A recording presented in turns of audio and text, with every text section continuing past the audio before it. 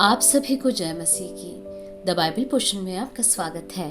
हमारा आज का वचन है यहेजकेल की पुस्तक 42वां अध्याय।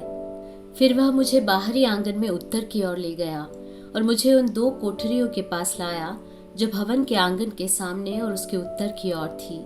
100 हाथ की दूरी पर उत्तरी द्वार था और चौड़ाई 50 हाथ की थी। भीतरी आंगन के 20 हाथ सामने और बाहरी आंगन के फर्श के सामने तीनों मंजिलों में छज्जे थे। कोठरियों के सामने भीतर की ओर जाने वाला 10 हाथ चौड़ा एक मार्ग था और हाथ भर का एक और मार्ग था और कोठरियों के द्वार उत्तर की ओर थे।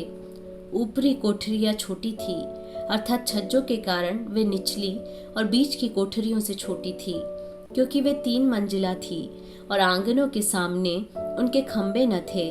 इस कारण ऊपरी कोठरियां निचली और बीच की कोठरियों से छोटी थी।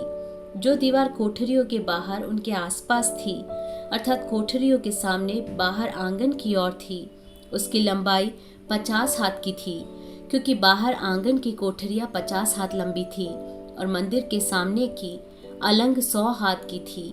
इन कोठरियों के नीचे पूर्व की ओर मार्ग था, जहां लोग बाहरी आंगन से इनमें जाते थे। आंगन की दीवार की चौड़ाई में पूर्व की ओर अलग स्थान और भवन दोनों के सामने कोठरियां थी। उनके सामने का मार्ग उत्तरी कोठरियों के मार्ग सा था। उनकी लंबाई चौड़ाई बराबर थी और निकास और ढंग उनके द्वार के से थे। दक्षिणी कोठरियों के द्वारों के अनुसार मार्ग के सिरे पर द्वार था, अर्थात पूर्व की ओर की दीवार के सामने, जहां से लोग उनमें प्रवेश करते थे।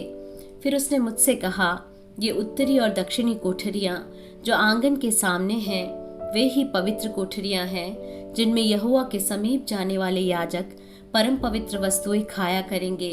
वे परम पवित्र वस्तुएं और अन्न बलि और पाप बलि और दोष बलि वहीं रखेंगे, क्योंकि वह स्थान पवित्र है।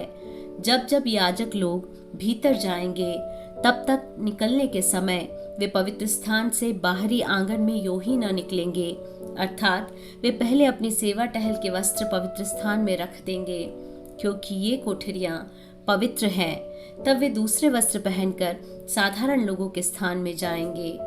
जब वह भीतरी भवन को माप चुका, तब मुझे पूर्व दिशा के फाटक के मार्ग से बाहर ले जाकर बाहर का स्थान चारों ओर मापने लगा।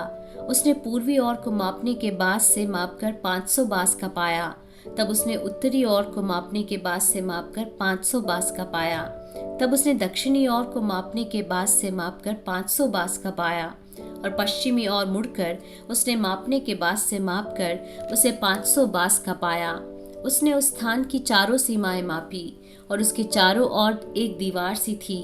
वह 500 बास लंबी और 500 बास चौड़ी थी और इसलिए बनी थी कि पवित्र और सर्वसाधारण को अलग अलग करे।